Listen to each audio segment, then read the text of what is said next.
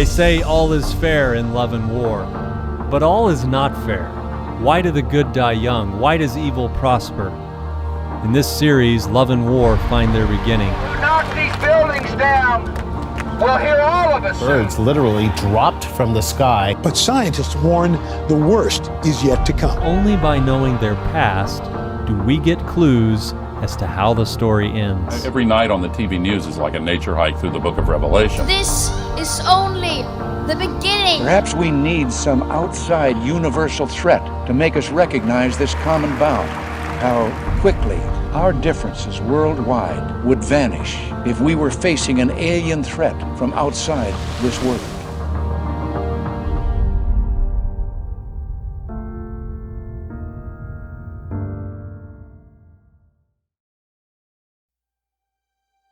How does this story end? Imagine a planet in chaos. Ancestors, friends, family, all of our loved ones appearing to come back from the dead and starting to appear all over the world, making contact with us. Or how about diseases being healed instantly, yet war is raging and nature is seemingly out of control? The argument will be raised that this all could end if that one little group of traitors, those rebels claiming conscience over culture, would just fall in line. Their supposed fidelity, well, it's spiraling the world into extinction. Pen cannot picture, word cannot describe what lies before us. As the calamities continue and nature rips apart at the seams, the economy struggles to maintain our temporal prosperity, could America's lawmakers eventually feel as though they have no other choice than to appease the protesters on both sides? One side who sees anything as progress in the name of preventing environmental catastrophe. The other to appease what they claim is an angry God offended by the moral decay of society. The truth is, the one most Christians describe as God today is no better than Baal, the sun god of Phoenicia. If the way you describe something or someone is not actually who that person or thing is, then it's a fantasy and it's not real. And for a time, it will seem that new laws to appease the masses at the expense of the few are the solution. Lucifer will make it appear like that anyway. Imagine if new laws were enacted in America and the calamities and pestilences ceased. Then the rest of the world would follow and remove liberty of conscience in a moment, if that truly is all that was needed to stop this crisis. And then imagine that while this is happening, the future citizens of Jannah, that's you and I, will be sharing a contrarian message that all will hear loud and clear. When someone gets on the microphone, just imagine, and they declare peace and security, peace and safety, that's usually the time to be concerned. It's only the intervention of the guardians that keeps global chaos from breaking out today. In the last crisis, we are told many will lose their lives. Many will be imprisoned for their desire to stand for principle. But this is not new. Men and women, boys and girls in history, whoever stands for something, they often lay down their lives so that the tree of liberty is refreshed from time to time with the blood of the saints. But anyone who stands for principle and conscience will see their reward. Perhaps not immediately, but one day. And we are promised at that time that any who are imprisoned will be visited by the guardians. At that time, many will hear the message loud and clear, mostly by what they witness more than the words they hear. Babylon and all of her systems of selfishness and corruption, greed and evil will be laid open for all to see, and in a moment, she will be no more. The book of the Revelation tells us that there will be 7 judgments poured out on the world, on all those who chose selfishness over love. To all who thought they could save themselves, they will be sorely disappointed. In the streets of Jannah, there will be no song sung to me that loved myself, washed myself, redeemed myself. Unto me be glory and honor, blessing and praise. But this is the keynote of the song that is sung by many here in this world.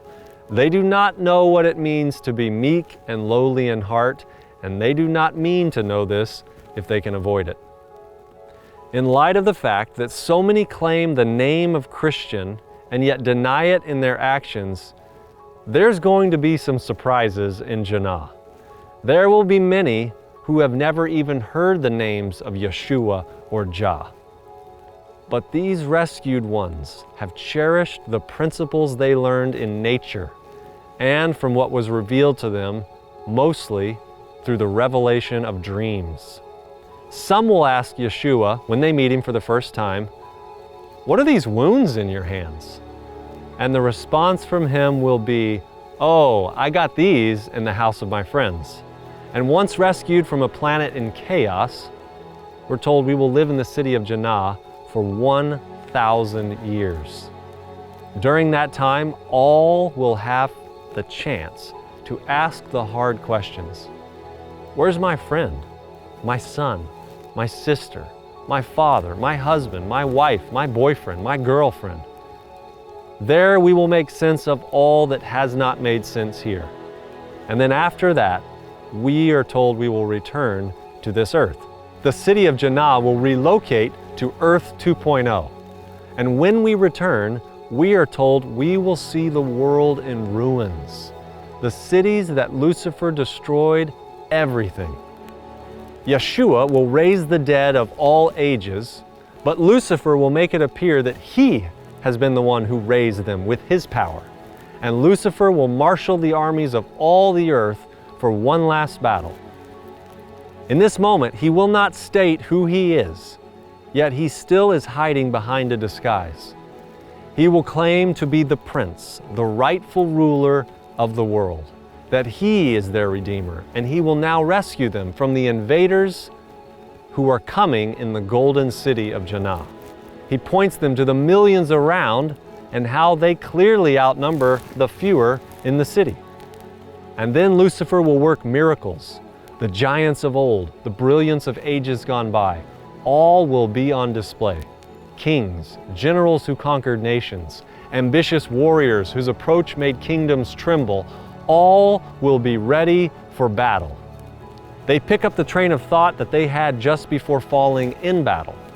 And that same desire of survival of the fittest and a desire to conquer, flooding their mind, and they will all plan one last attack. Those in the city will be watching, and this will take some time. But strangely enough, we're told that the gates of the city will be open this entire time, yet no one will enter. The billions outside of the city will instead make weapons of war.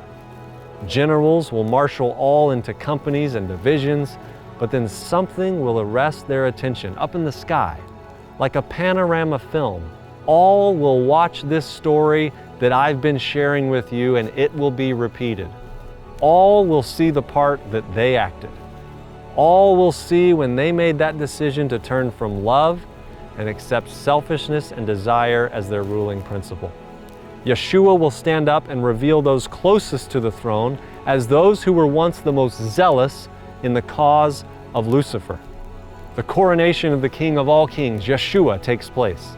All will bow down and acknowledge this is just and true. Even Lucifer will recall the moment he chose selfishness over love.